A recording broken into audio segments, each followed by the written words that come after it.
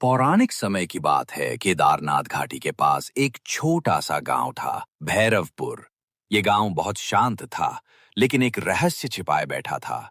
कहते हैं कि सैकड़ों साल पहले वहां एक तांत्रिक रहता था, कालनाथ। उसने भैरव साधना को गलत तरीके से साधा और शापित हो गया। लोगों ने उसे जिंदा जला दिया और उसकी आत्मा को शिव के नाम पर बांध दिया गया। कभी लौटे तो महाकाल ही नाश करेंगे। सालों बाद गांव में अजीब घटनाएं होने लगीं। गायें गायब हो रही थीं, बच्चों को नींद में कोई पुकार रहा था, और हर अमावस्या को एक श्मशान से किसी के रोने की आवाज आती थी। गांव का पुजारी पंडित राघव, जिसे प्राचीन शास्त्रों की गहरी जानकारी थी, ये सब देखकर डर गया। एक दिन उसने मंदिर के नीचे बनी पुरानी गुफा में एक विशेष पूजा रखी। पूजा शुरू होते ही चारों ओर तूफान सा उठ गया।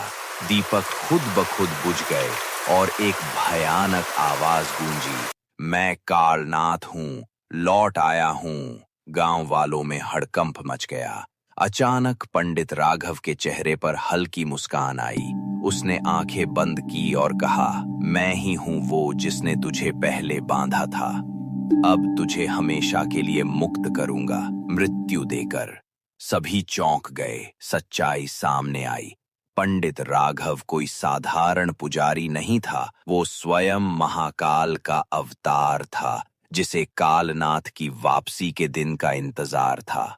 आखिरी दृश्य में गुफा से एक काली ज्वाला उठी और दोनों गायब हो गए।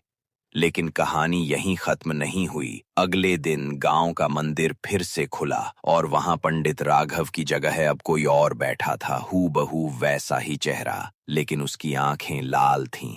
क्या कालनाथ सच में नष्ट हुआ, या अब वो किसी और रूप में लौट आया है?